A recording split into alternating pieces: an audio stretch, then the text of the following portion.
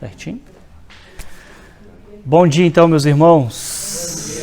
Graça e paz de Jesus. Vamos dar início à nossa escola bíblica hoje, dia 20/2/2022. Pode passar.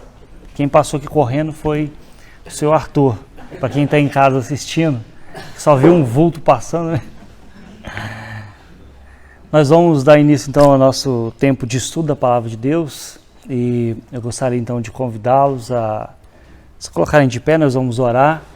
Aqueles que estão em casa também, nós saudamos também na paz de Jesus e convidamos a reservar esse tempo também para, em especial, né, estarem com a gente aqui, não podendo, né, separar também para participar, né, do nosso estudo, mesmo em casa, mas sempre enfatizando isso aí, da necessidade de estarmos aqui.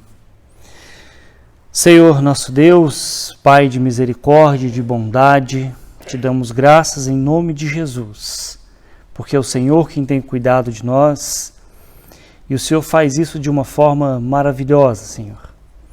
Louvamos o teu nome, bendizemos, porque tu és o Criador do universo. Tu és grande, poderoso e mesmo assim se preocupa conosco, tão pequenos, tão falhos. E na sua preocupação conosco, o Senhor enviou o seu Filho para nos salvar, para nos justificar através da sua obra na cruz do Calvário. Te damos graças também por esse tempo que nós estamos aqui, Deus. Esse tempo de estudo da tua palavra, de fortalecimento da fé, da comunhão. Continue, Deus, nós te pedimos a fortalecer o teu povo, a tua igreja aqui em Rio do Sul. Fortalecer a fé do seu povo, Deus. Despertar o seu povo, Deus, para o chamado que o Senhor tem para nós. Para estarmos aqui aprendendo a tua palavra e vivendo ela, Deus. Saindo daqui, colocando essa palavra em prática, Deus. Em nome de Jesus. Te pedimos ainda, Deus, por aqueles que estão passando, Deus, por enfermidades, que a sua boa mão esteja sobre a vida deles. Por aqueles, Deus, que foram vítimas de catástrofes naturais, conforme nós vimos aí no decorrer dessa semana, lá em Petrópolis. Rogamos que o teu povo, Deus, venha se prontificar a estar ajudando, Deus, naquela situação tão difícil. Que a tua boa mão esteja sobre aqueles que estão envolvidos ali diretamente e sobre a tua igreja de forma geral, para que possamos contribuir de outras formas, Deus. Em nome de Jesus, que esse tempo aqui que nós vamos estudar a tua palavra seja um tempo de bênção, Pai. Amém. Amém. Podem se assentar, dando graças a Deus. Esse fim de semana nós estivemos ali na reunião do presbitério, né, em Blumenau. Tivemos a oportunidade de conhecer um pouquinho lá, né, Thaís? Juntamente com o presbítero Daniel também. São reuniões, né, que tratam de questões administrativas da igreja, mas que dizem respeito ao reino de Deus, né? E o andamento das obras. Isso é muito importante também, né? E graças a Deus deu tudo certo. Pois bem, então, meus irmãos, nós vamos continuar aqui em Mateus. Eu gostaria de convidá-los, então, a abrir comigo a sua Bíblia em Mateus. Mateus, capítulo 1. Se você não esteve aqui a semana passada, eu encorajo você a assistir a aula da semana passada, que está gravada no Facebook, onde você vai se inteirar do que nós estamos tratando aqui, porque a nossa proposta é percorrer aí uns 10 anos no nosso estudo aqui em Mateus, né? Nós vamos sair daqui pós-doutorados, né, em Mateus, né? Não em Mateus em si, né, mas no Evangelho, né, registrado a partir da perspectiva de Mateus, porque os evangelhos, cada um segue ali a perspectiva do autor, né, e a ênfase que cada cada evangelista quis dar, né? E no caso Mateus, nós vimos semana passada algumas coisas importantes, né? Como por exemplo o fato dele ser um judeu e estar escrevendo para uma comunidade de judeus com a intenção de mostrar para eles que Jesus é o Messias, né? E por isso ele já começa ali com essa genealogia, diferente dos outros evangelhos que têm uma perspectiva diferente. Marcos, por exemplo, ele é bem prático, sabe? Ele é bem sucinto, ele vai direto ao ponto, né? Ele narra muito os feitos de Jesus, né? Os milagres de Jesus. Lucas, por exemplo, ele escreve, é o que nós chamamos assim de um tratado histórico mesmo, né?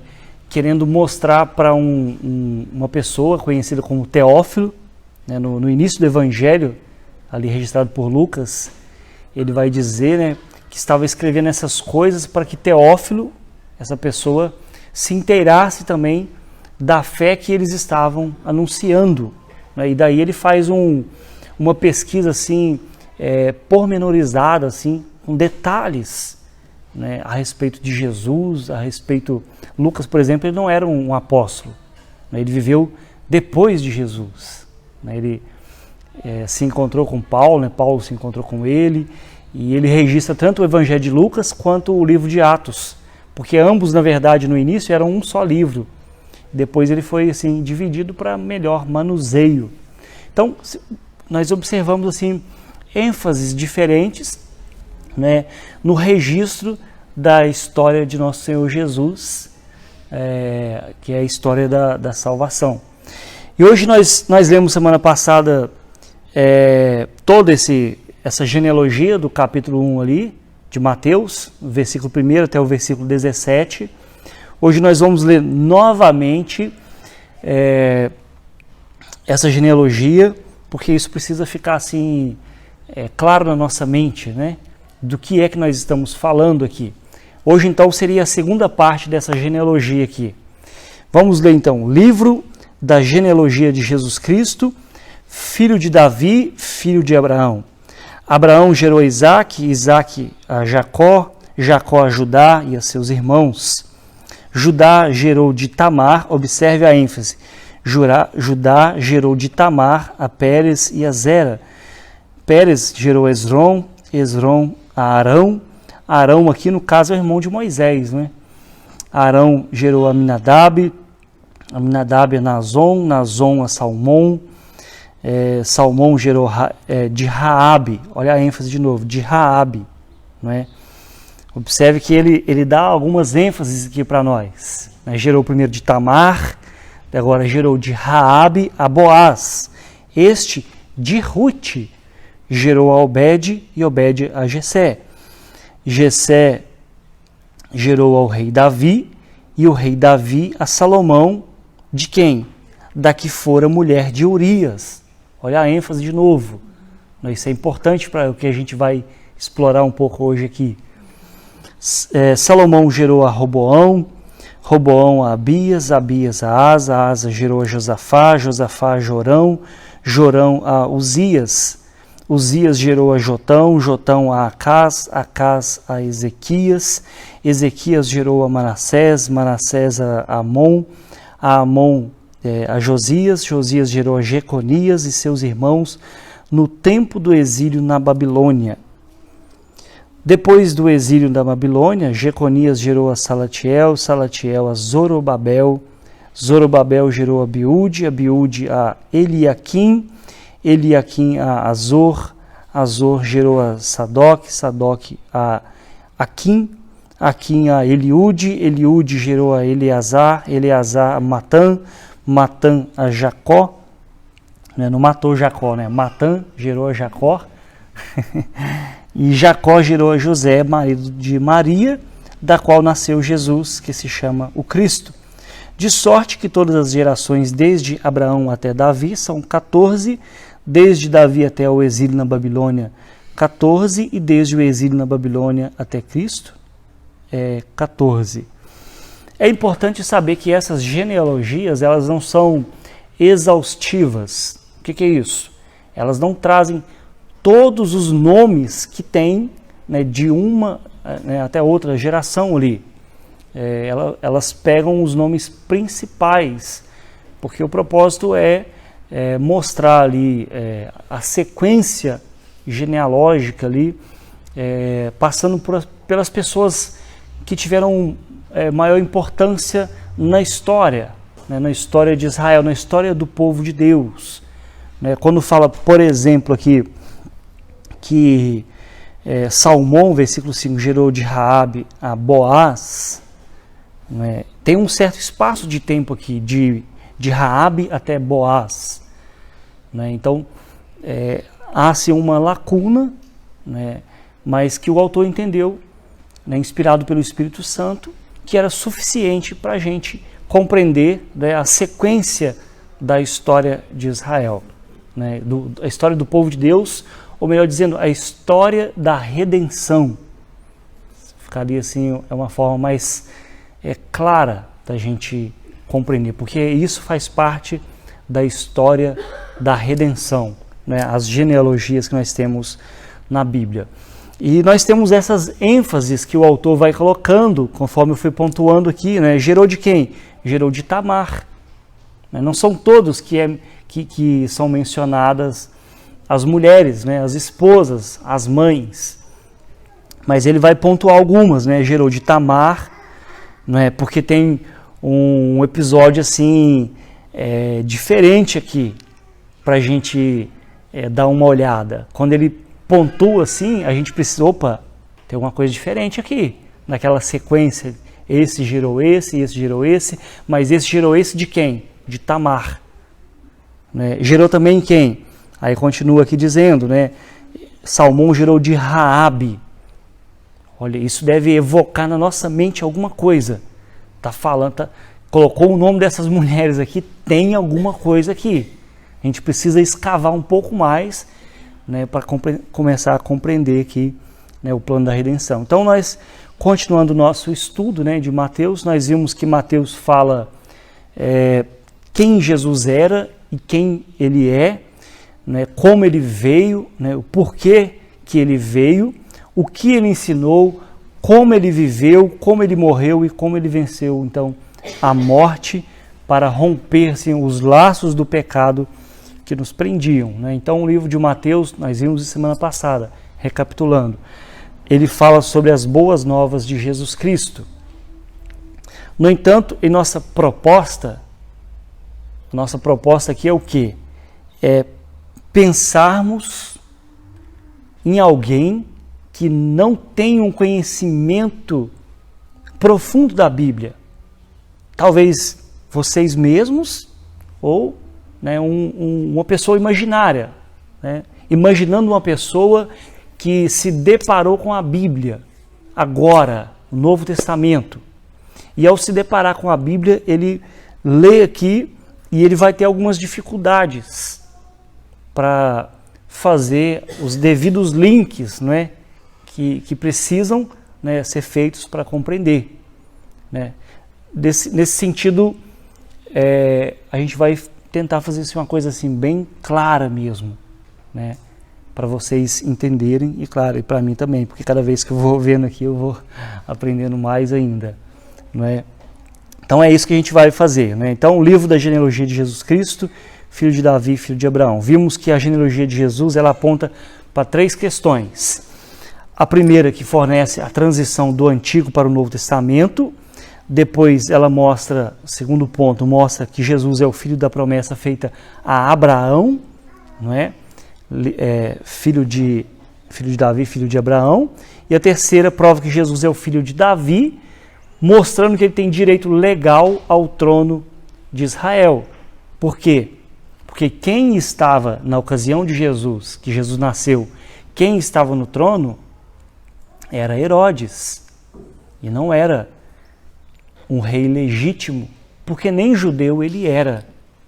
Na verdade, foi uma trama política, né, sabe aquele jeitinho brasileiro, já naquele tempo já tinha, antes de ter o Brasil, mas já tinha, né? E Herodes conseguiu alguns favores, né, de Roma, porque naquele contexto ali, era um contexto assim confuso. Depois que termina o Antigo Testamento, ali em Malaquias, Israel é uma província da Babilônia, mas depois, né, os persas dominam a Babilônia, depois dos persas vêm os gregos, né, porque Alexandre o Grande ele chega ali, domina, vence algumas batalhas, e tudo que ele conquistou, né, por exemplo, a Babilônia conquistou ali, aquela região de Jerusalém, a Pérsia veio e conquistou a Babilônia, então aquilo faz parte da Pérsia agora. Depois os gregos vieram, dominaram, venceram a Pérsia, né, os Medo-Pérsias. Agora tudo aquilo que a Pérsia havia conquistado faz parte do reino, né, da expansão do reino grego, né, de Alexandre o Grande. Só que Alexandre morreu e ele não deixou o sucessor. O seu reino então foi dividido em 4 partes, entre os seus 4 generais. E Israel ficou no meio de 2 reinos, a Síria e o Egito. Sabe, o filho que os pais separam e aí fica aquele negócio, né? Ninguém sabe de onde é, né? Se é de cá ou se é de lá. Israel ficou desse jeito. Uma hora ele era dominado pelo Egito, outra hora pela Síria. E nessas guerras do Egito e da Síria, ele ficava no meio, né? E ele sofria as consequências. Até que veio o Império Romano e venceu, né? Dominou tudo, e aí Israel passa a ser uma província, né, de Roma. E aí Roma nomeava quem iria governar. No tempo de Jesus, era Herodes que governava. Herodes o Grande. Depois é claro que tem, né, os filhos, depois que Herodes morre, os filhos dele também começam a governar ali, né, vão dividindo ali o reino. E Herodes não era um rei legal. Então, nesse ponto, Mateus está querendo dizer o quê? Ele é o rei legítimo, porque ele é da descendência de Davi. Ele é filho também de Abraão. Então, olha, uma frase de Lutero, ele fala assim, olha, a genealogia de Jesus, por um lado, mostra que ele, como filho de Davi, é aquele que vai restaurar o reino de Israel. Por outro lado, como filho de Abraão, nos mostra que ele traz o reino de Deus ao mundo inteiro, né? Já não é somente para aquelas pessoas, judeus. Em ti serão benditas quantas famílias? Todas as famílias da terra, né? Só que há algo significativo aqui nessa transição aqui do Antigo Testamento para o Novo Testamento, que nos mostra como a graça de Deus já previa, né, esse alcance de todas as nações. Nós falamos a semana passada, por exemplo, que a história bíblica ela aponta para 4 pilares, que é criação, queda, redenção e consumação, ou glorificação, né, consumação de todas as coisas. Nesse sentido, nosso estudo vai, por um lado, retroceder, né, a história anterior a Jesus, né, a gente precisa saber disso, né? E por outro lado, avançar também, né, a história posterior a Jesus, para que possamos ver como os discípulos de Jesus, como eles responderam aquilo que eles viram e aquilo que eles viveram com Jesus. Então nós olhamos para Jesus para trás, o que vem antes para ter chegado assim?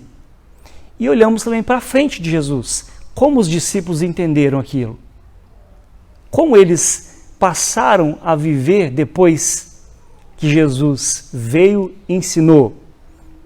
Olha que interessante, né? Nós vamos para trás, mas vamos para frente também, né? Porque a história não encerra ali. A história ela tem um momento de transição apontando para uma nova fase, não é? A fase onde o povo de Deus, né, alcança, né, dimensões, né, mundiais. Então, basicamente, quando nós olhamos para isso, né, nós devemos nos perguntar assim, o motivo de Jesus ter vindo. Qual o motivo de Jesus ter vindo? A resposta está naquele primeiro ponto, no segundo ponto da queda. Nós temos a criação, o segundo é a queda. Jesus veio por causa disso, por causa da queda. Por causa da queda Jesus veio. Por causa da rebelião do homem contra o seu Criador, Deus providencia um plano para redimir aqueles que pela fé se tornariam, né, filhos de Deus. Por causa da queda. Né? Vamos ler 2 textos aqui. Gênesis capítulo 3, versículo 15 e Gálatas capítulo 4, versículo 4.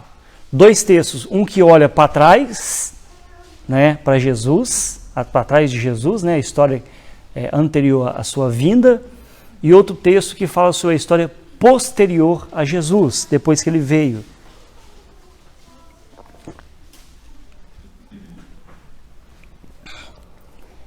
Gênesis 3, versículo 15, diz assim: porém inimizade entre ti e a mulher. Deus está falando aqui no caso com a serpente, né? Que fez Adão e Eva caírem. Depois de Deus ter falado com Eva, com Adão, ele agora fala assim, olha, porém inimizade entre ti e a mulher, entre a tua descendência, ou seja, a descendência da serpente, a descendência do mal, entre a tua descendência e o seu descendente, o descendente da mulher. Este, o descendente da mulher, te ferirá a cabeça e tu lhe ferirás o calcanhar. É uma referência à obra, àquilo que aconteceu na cruz. Jesus iria ferir a cabeça da serpente, tirar o governo da serpente. Cabeça diz respeito a isso, no contexto aqui. Tirar o governo da serpente. O governo de quê? De sobre o mundo. Que o mundo foi criado e dado ao homem, né? Para o homem ser um gerente de Deus. Né? Deus tem um mandato cultural lá em Gênesis, né, na criação. Depois de Deus criar todas as coisas, ele dá ao homem, né, para o homem guardar, para o homem cultivar. Só que o homem perde isso, né, quando ele desobedece. E aí quem passa a dominar é a serpente, né, Satanás. Por isso que ele faz a proposta para Jesus, lá na tentação. Se você me adorar, eu te dou todos os reinos, a glória dos reinos dessa terra. Porque eles estavam sob o domínio dele. Ele que governava, né? Ele é o príncipe deste mundo, Jesus disse. Né? Ele é o Deus desse século. Só que a promessa é que Jesus viria e pisaria a cabeça da serpente, tirando o governo dela. Jesus fez isso de forma legal, não se submetendo a ele. Por isso que lá no final, em Mateus capítulo 28, Jesus fala assim, agora sim é-me dada toda a autoridade, no céu e na terra. Agora Jesus pode enviar os discípulos, porque ele pisou de fato a cabeça da serpente, tirou o governo.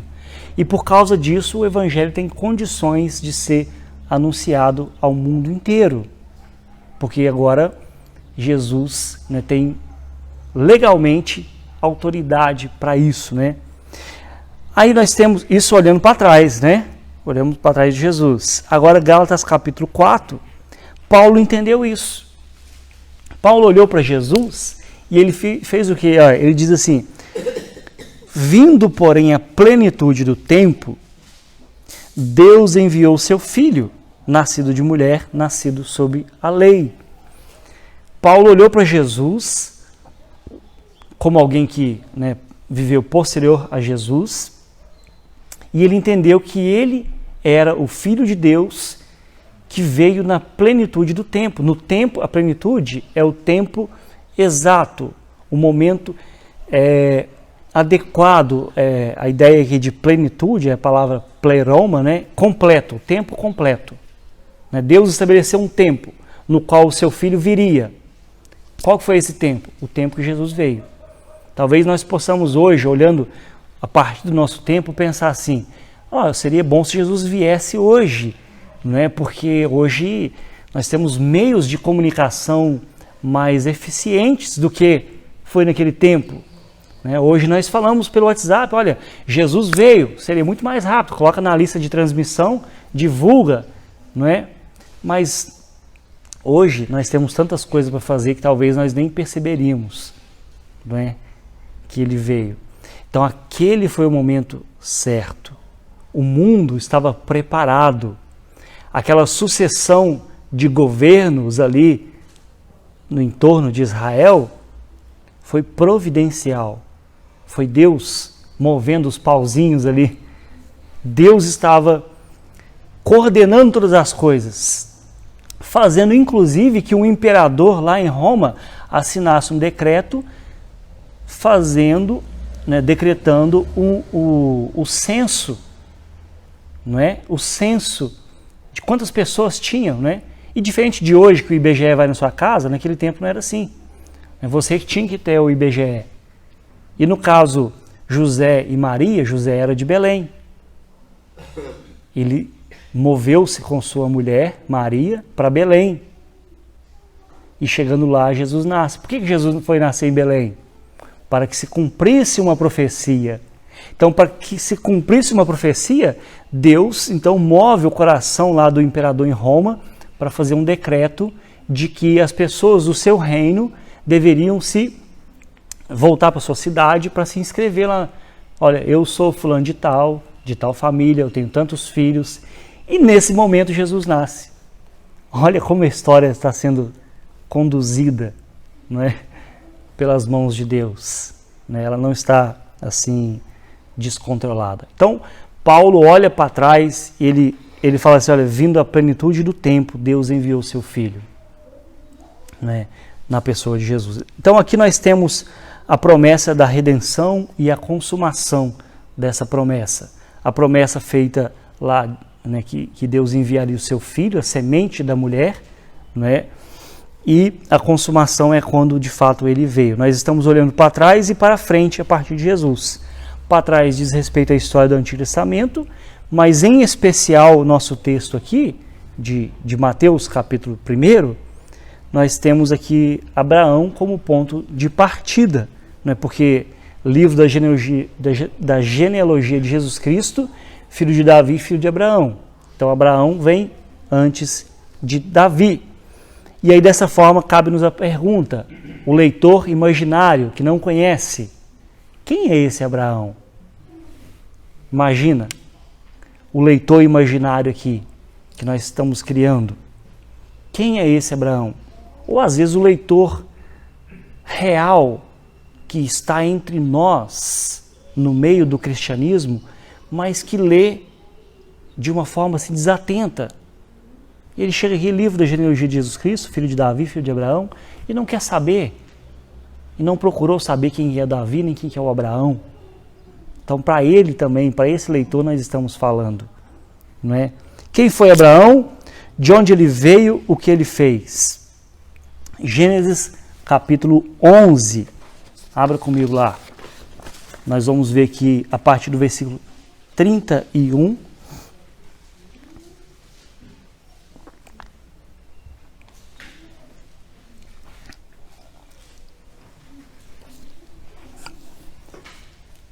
Quando eu falo que o estudo vai durar uns 10 anos, vocês estão vendo como que vai se ramificando, a gente vai abrindo uma pasta nova, a gente chega aqui no Abraão, tem que abrir uma pasta para falar de Abraão. A gente chega no Davi, tem que falar, abrir uma subpasta para falar do Davi. E quanta história tem sobre Davi e sobre Abraão. A gente vai assim... tentar deixar assim de forma clara, sem necessariamente ser redundante, coisa assim, Gênesis 11, versículos 31 e 32 diz assim, as perguntas são, quem era Abraão, o que ele fez, de onde ele veio, tomou Tera a Abrão, observa o nome, outra pasta para a gente abrir, Abrão, mas não é Abraão? Abraão é só lá na frente, Por enquanto é só Abrão. Tomou Tera a Abrão seu filho, e a Ló, filho de Arã, filho de seu filho, e a Sarai, sua nora. Sarai ou Sara? Por enquanto é Sarai também, não é? Depois se torna Sara, mulher de seu filho Abrão, e saiu com eles. De onde? Saiu com eles de Ur dos Caldeus, para ir à terra de Canaã. Foram até Harã, onde ficaram. E havendo Tera vivido 205 anos ao todo, morreu em Harã.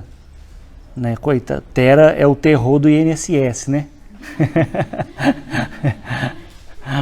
Aposentou com 60 anos e viveu até 200. O INSS, olhando para isso aqui, vai querer rasgar isso aqui, né? Vai estimular o povo a viver, né? Morreu em Harã. Harã fica no norte ali de Israel, né? Aí depois no capítulo 12, né, seguindo aí, termina aí, né? Capítulo 12, versículos 1 a 3, diz assim: Ora, disse o Senhor a Abrão: sai da tua terra, da tua parentela e da casa de teu pai, e vai para a terra que te mostrarei. De ti farei uma grande nação, e te abençoarei, e te engrandecerei o nome. Sê tu uma bênção. Abençoarei os que te abençoarem, e amaldiçoarei os que te amaldiçoarem. Em ti serão benditas todas as famílias da terra. Podemos aqui então fazer, né, perguntas essenciais a esse texto, né? Então, a primeira delas, quem foi Abraão? Né? Ou seja, Abraão, ele é a continuação da semente prometida que segue aquela semente da mulher, descendente da mulher, né? Abraão, ele é a continuação. Se a gente for retomar aqui o texto de Gênesis, você vai ver que ele é a continuação desse descendente, né, da semente que segue pelo terceiro filho de Adão e Eva, né, Abel, Caim e Sete. Não é? Primeiro Abel e Caim, Caim matou Abel, né, depois ela tem outro filho, eles têm outro filho, Sete. A partir dele segue a genealogia. A partir desses dois filhos que sobrevivem, né, Caim e Sete, você tem duas linhagens. Uma que serve ao Senhor, que busca o Senhor, e outra que se afasta, vai se distanciando, né, moralmente, espiritualmente, vai se degradando. Mas Deus conserva aquela linhagem de Sete. Ela passa por Noé e ela chega aqui em Abraão. Então Abraão, quem que ele era? Ele era o descendente direto lá de Noé e, por consequência, descendente também de Sete, o terceiro filho de Adão e Eva. De onde ele era? O texto que nós lemos lá fala que o pai de Abraão, ele saiu de Ur dos Caldeus, que era a Babilônia. Abraão saiu da Babilônia com seu pai. Depois, né, ele sai de Harã e vai para a terra de Canaã. Ou seja, ele não era um judeu. Abraão não era um judeu. Grava bem isso na sua mente. Ele não era um judeu. Porque nem tinha povo judeu aqui ainda. Não tinha. Pelo contrário, ele era da Babilônia, um lugar onde se adorava falsos deuses, muitos e inúmeros falsos deuses. Né? A própria palavra Babilônia vem de Babel, né, que significa confusão. Né?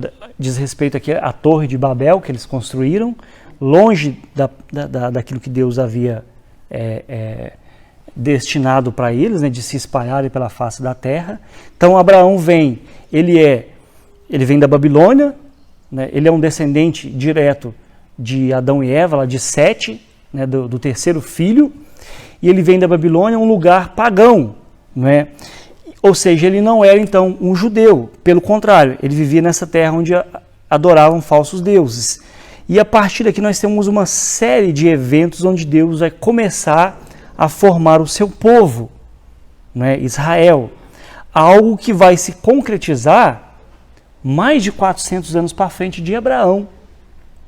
Abraão ainda não era judeu, porque ainda não tinha o povo judeu. Né? A própria palavra judeu vem de Judá, de uma das tribos de Israel. E esse povo ele vai se formar oficialmente quando Deus liberta eles do Egito e dá a lei para eles.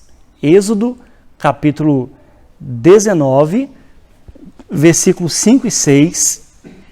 Eu vou ler se vocês quiserem acompanhar também. Diz assim: agora, pois, se diligentemente ouvirdes a minha voz e guardardes a minha aliança, então sereis a minha propriedade peculiar dentre todos os povos. Deus está fazendo uma aliança com o povo de Israel, o povo que saiu do Egito, né?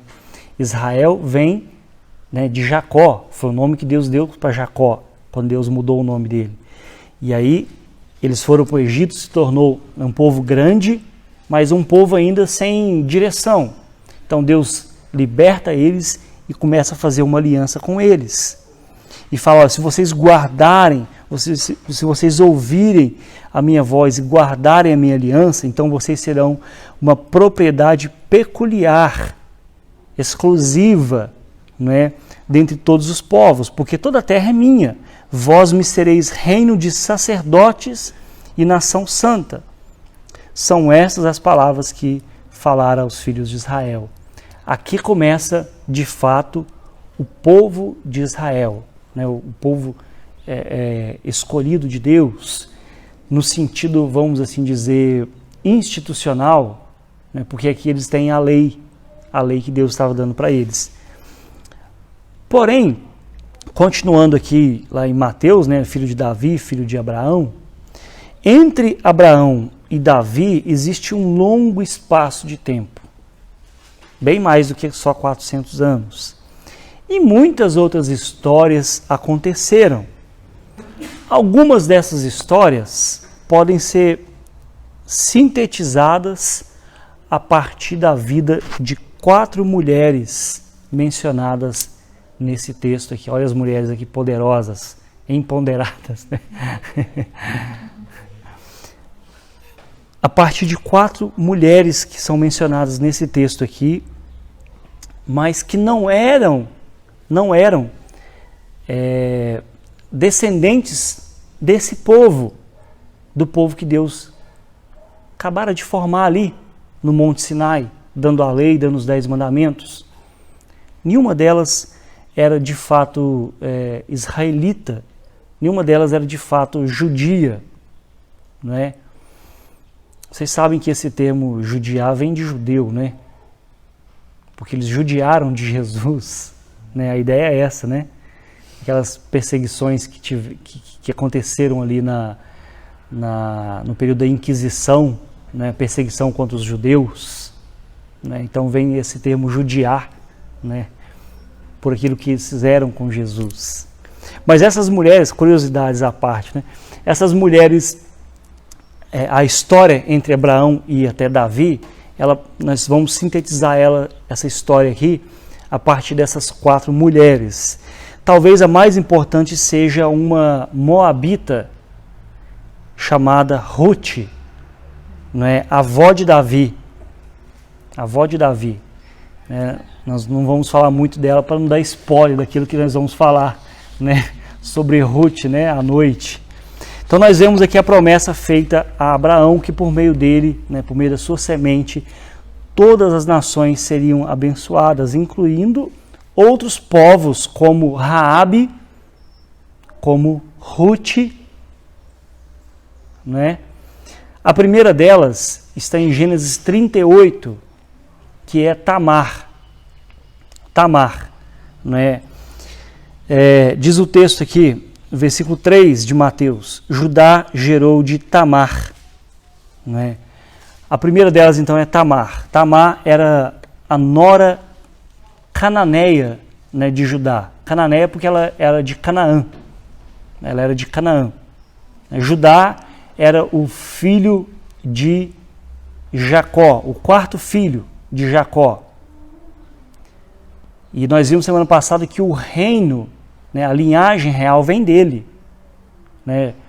Jacó tinha 12 filhos e uma filha.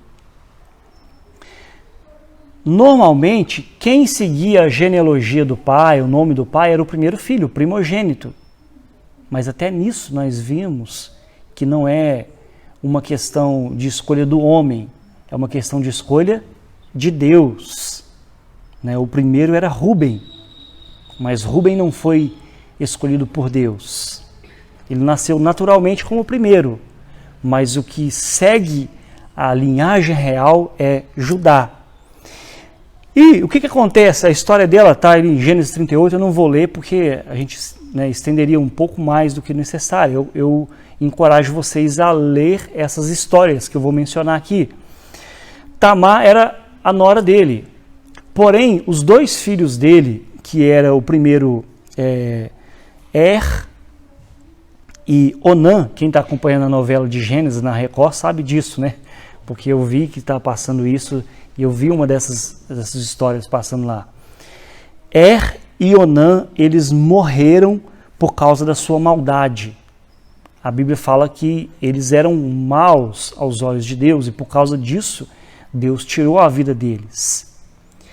O primeiro era casado com Tamar, morreu. Pela lei de Deus, o próximo irmão tinha que casar com ela, porque o filho desse relacionamento é que daria, né, linhagem ao filho que morreu. Mas Onã, filho de ele não quis fazer isso. Pelo contrário, ele se eximia da sua responsabilidade. E por causa disso ele morreu também. E aí o Judá, o pai deles, falou assim, opa, essa mulher está matando meus filhos tudo. Né? Ele tinha um terceiro filho, que era o Selá, e ele falou com ela assim, olha, volta para a casa do seu pai, fica lá, cumpre o tempo da sua viuvez, depois quando meu filho crescer, tiver na idade de casar, eu te dou ele. Mas ele não fez isso, porque ele ficou com medo, né, do filho morrer. Ele achava que o problema era a mulher, mas o problema eram os filhos, porque o texto é claro, falando que eles eram maus diante de Deus. O problema não era a Tamar, o problema era os filhos. E aí o Judá fez um bem bolado e enganou ela. Mas ela, mais esperta do que ele, enganou ele. E ela fez o quê? Para encurtar a história, ela se disfarçou de prostituta e se deitou com o seu sogro. E ao se deitar com o sogro, ela concebeu dele. Né, e teve dois filhos, né, que o texto fala aqui, Pérez, né, e Zera. E a história é interessante porque um começa a nascer primeiro, depois ele volta, o outro nasce primeiro. Né? E nessa confusão, quem vai seguir a linhagem do Messias é o Pérez, né, que vai dar sequência ali. Essa é a história de Tamar, a primeira mulher. A segunda é Raabe. Está em Josué, capítulo 2, nós não vamos ler aqui também, mas eu aconselho vocês lerem essa história também, para vocês se inteirarem do que está acontecendo aqui. O versículo 5 diz assim de Mateus, Salmão gerou de Raabe a Boaz. Né? Raabe também era uma prostituta, mas ao contrário de Tamar, que se fez de prostituta, ela era de fato uma prostituta profissional, se é que podemos dizer assim, né? O que era comum naquele contexto, né? Prostitutas, até prostitutas cultuais, porque os deuses pagãos, no culto a eles, né, se exigia a prostituição. Existiam prostitutas contratadas para viver nos templos dos deuses pagãos. Era terrível o negócio. Né? E Raabe era uma prostituta. Ela morava em Jericó. No entanto, ela ajudou o povo de Deus, aqueles espiãos que foram enviados para olhar a terra de Jericó. Ela ajudou eles quando eles foram ali e por causa disso Deus poupou a vida dela, da sua família, quando o exército de Israel invadiu ali a cidade de Jericó, caíram as muralhas, né, e eles então fizeram o que? Eles protegeram ela, a sua família. E aí, consequentemente, ela foi e casou, né, com esse Salmão. Né? Ele vai casar com Raabe, que fazia parte também do povo de Deus. E aí, por causa disso, ela se torna também, né, parte da família de Deus, porque dela vem, né, Boaz. Boaz, né? Estão lembrando do Boaz, né? O galã lá de Ruth, né? O conquistador ali de Ruth, que é a nossa terceira mulher aqui, né? Ruth, capítulo 1, versículo 4. Vamos ler o livro de Ruth, porque esse é interessante a gente ler aqui. Ruth, capítulo 4. Só preciso de achar ele aqui. Capítulo 1, quer dizer, versículo 4. Né? Diz assim, o versículo 3 fala assim, Ruth 1, 3 e 4. Morreu Elimeleque, marido de Noemi, e ficou ela com seus 2 filhos, os quais casaram com mulheres moabitas. Era o nome de uma Orfa e o nome da outra Ruth, e ficaram ali quase 10 anos. Agora vai para o capítulo 4 de Ruth, a partir do versículo 18, tem uma pequena genealogia também ali, né, que começa a amarrar também a história. Ruth capítulo 4, versículo 18 diz assim, são estas, pois, as gerações de Pérez. Pérez gerou a Esrom, Esrom a Rão, Rão gerou a Aminadab, Aminadab a Nazon, Nazon a Salmão, Salmão gerou gerou a Boaz, Boaz gerou a Obed, Obed gerou a Jessé, né? E Jessé gerou a Davi. Essa é a história de Ruth, né? Que nós vamos, né, explorar um pouco mais, né? Ela era moabita, ou seja, o texto deixa muito claro, não fazia parte dos judeus, pelo contrário, fazia parte de um povo que vinha, nós vamos falar isso um pouco mais para frente, naquilo que nós estamos abordando à noite, ela vinha de um povo fruto de um incesto. Os moabitas são descendentes de quem? De Ló, o sobrinho de Abraão. Ló vivia em Sodoma e Gomorra. Depois do que aconteceu ali, do juízo que Deus mandou, Ló saiu ali com as suas 2 filhas. Olha como que Ruth tinha todas as credenciais para ser rejeitada pelo povo de Deus. No entanto, se ela não vai até o povo de Deus foi até ela. Né? E ela se casou com o filho de Elimeleque, o filho de Noemi, né? E o filho morreu e ela vai se casar depois com Boaz, né? O resgatador, né? Da família de Elimeleque. E aí, o caráter de Ruth, apesar dela ser moabita, ela é uma pessoa correta, inclusive ela se dispõe a voltar para Belém, né? Servir o Deus de Israel, algo que nós vamos falar um pouco hoje à noite. E ela então se torna também parte da história da família de Jesus, né? da linhagem de Jesus. E ela vai se tornar ali a bisavó do rei Davi, né? Ou seja, fazendo a conexão com Jesus. E a última, a quarta aqui, é Batseba. Só que olha que interessante, a Batseba, talvez, não sei se pelo que ela fez juntamente com Davi, não é nem mencionado o nome dela aqui. Não sei se foi por isso, mas podemos, né, supor, né, que seria por isso. Versículo 6 de Mateus capítulo 1 fala assim, Jessé gerou o rei Davi, e o rei Davi a Salomão, da que fora mulher de Urias. Quem foi a mulher de Urias? Batseba. Só diz isso, da que fora mulher de Urias. Isso porque Davi adulterou com ela. E adulterando com ela, né, a Bíblia fala que um abismo puxa outro abismo. Ele fez a coisa errada e ela engravidou. E para tentar resolver esse problema, ele mandou matar o marido dela. Primeiro ele tentou dar um jeitinho. Depois vocês leem a história lá, 2 Samuel, né, capítulos 11 e 12.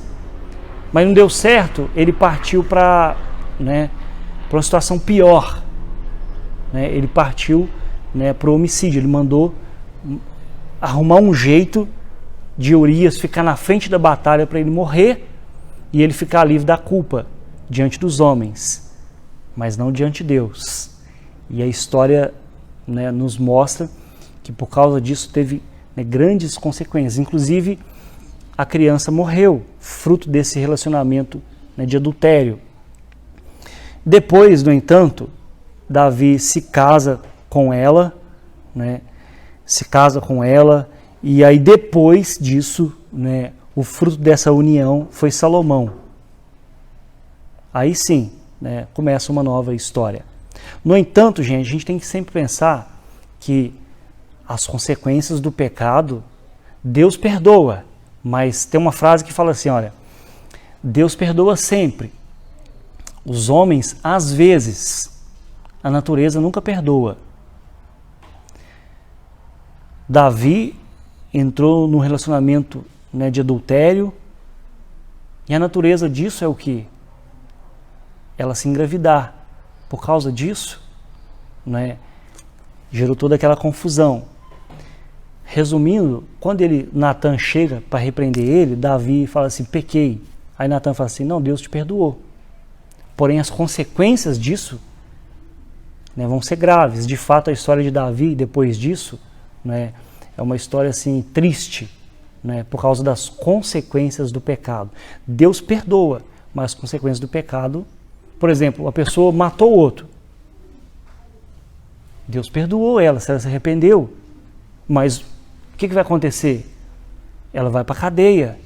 É a natureza do evento, né? E com Davi não foi diferente. Mas depois disso, Davi teve um outro filho que é Salomão, com Batseba, de onde vem também aí a linhagem do nosso Senhor Jesus. Então, quando a gente perguntou no início, por que Jesus veio? Veio por causa de tudo isso aqui, né, para consertar essas coisas, né, essas confusões que o homem causou quando ele se rebelou. Nós estamos no ponto da queda, né? Quando o homem se rebelou contra o seu Criador.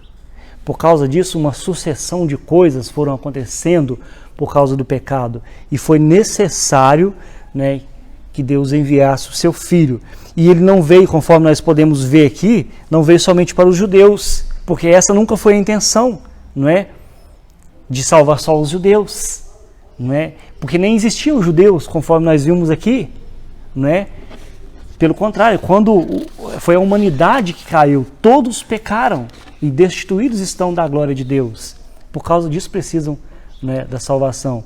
Jesus veio para isso, veio para todas as famílias, abençoar todas as famílias da terra, cumprir aquilo que foi dito a Abraão, em ti serão benditas todas as famílias da terra, né? Ou seja, nas veias dele corria não somente o sangue judeu, mas corria o sangue da humanidade, né? Porque ele vem lá do terceiro filho de Adão e Eva, né? A genealogia dele, né? Ele veio para redimir toda a humanidade, tanto gentios como judeus, tanto homens como mulheres, tanto escravos como livres, tanto eu como você, né? Corintiano, palmeirense, né? Até São Paulino, né? Por que não dizer? Né? Ele veio para nos salvar, né? Então o que nós podemos aprender aqui hoje?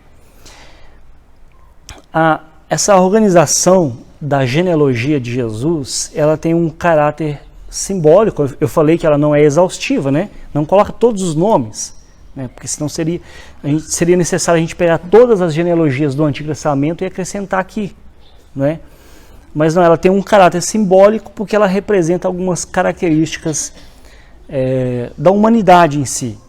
Ela está dividida em 3 seções aqui, correspondentes às etapas da história do povo de Deus, né? Como esse povo está sendo formado para alcançar um nível assim, global, né? A primeira etapa termina, né, com Davi, né? Davi foi o homem que fez de Israel, de fato, uma nação grande, apesar de ter grandes delitos, né, grandes pecados. A segunda seção vai de Davi até a Babilônia. E aí nós temos nessa aqui registrado a vergonha do povo de Deus, né, o desastre da nação porque eles desobedeceram, né, a lei de Deus. E a terceira seção chega, né, até Jesus, da Babilônia, do retorno da Babilônia até Jesus. E Jesus foi a pessoa que libertou os homens da escravidão, não da escravidão necessariamente física, porque eles ainda eram subjugados por Roma, mas da escravidão espiritual, né, a escravidão do pecado. A escravidão do pecado que causou toda essa confusão que nós vimos aqui, né, nessas histórias que nós vimos dessas pessoas aqui. E então, né, mostrando aqui como que Jesus veio para alcançar todas as famílias da terra. Porque Jesus, finalizando aqui, a barreira que separava, né, os judeus de outros povos em Jesus, ela é derrubada. Né, o véu que separava já não separa mais. O muro, no templo de Israel, tinha um muro que separava o pátio dos judeus com o espaço que os gentios são todos aqueles na Bíblia, todos aqueles que não são judeus, todos esses são gentios. E gentios não quer dizer porque eles eram gentis, né? No templo tinha essa separação, mas essa separação em Jesus ela acaba, né? Não tem separação mais de raças. Em Jesus a barreira que separa também homens e mulheres, ela é derrubada também. Nós vimos aqui como Deus usa a vida dessas mulheres que nem faziam parte desse povo, para que através das suas vidas a linhagem do Messias, né, prosseguisse até chegar na pessoa de Jesus. Então não tem mais separação de raça, de gênero, né? Homens e mulheres fazem parte desse plano também. E em Jesus a superação, né? Eu falei antes separação, mas agora em Jesus a superação. Como assim?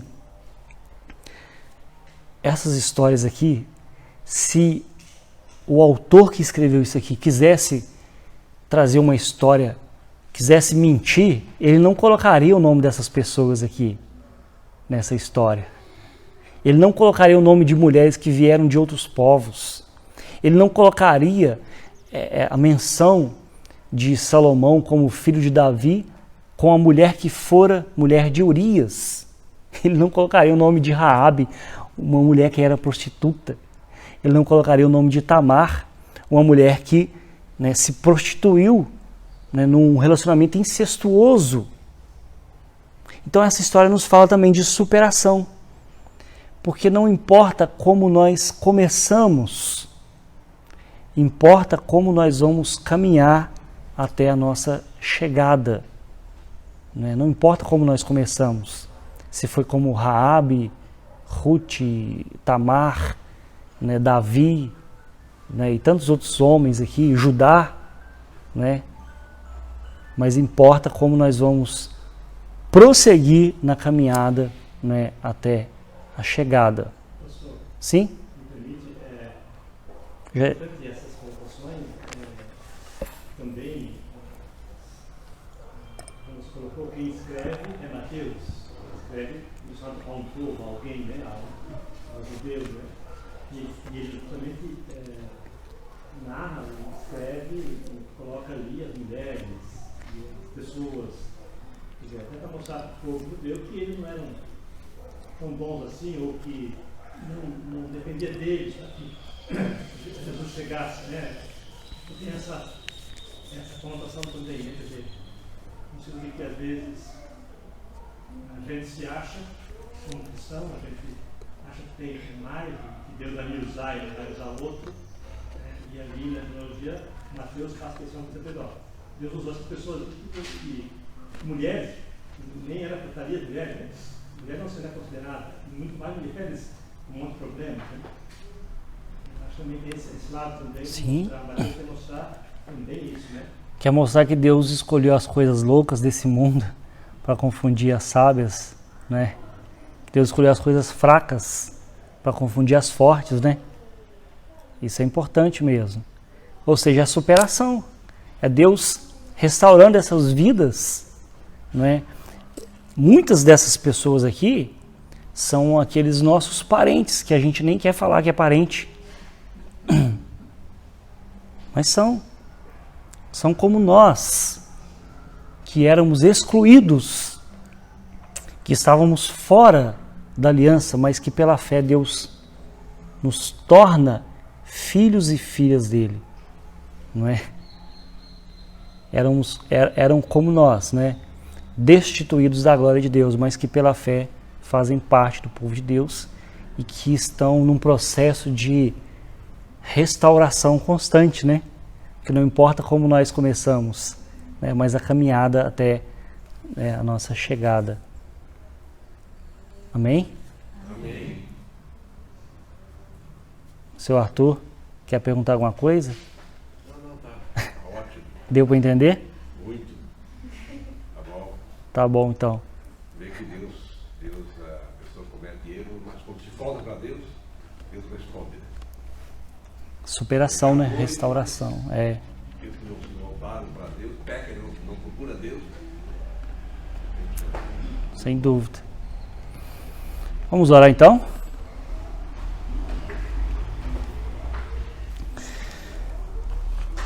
Te damos graças, Deus, porque nós vimos aqui, Senhor, como o Senhor age de uma forma poderosa, trazendo pessoas as quais aos olhos dos homens são rejeitadas, mas aos seus olhos são amadas e por isso se tornam filhas e filhos do Senhor.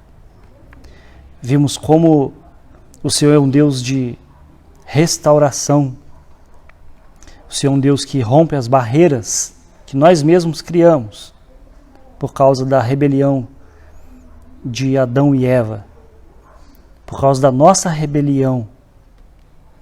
Obrigado, Deus, porque em Cristo Jesus essas barreiras elas são derrubadas e nós nos tornamos um povo pela fé.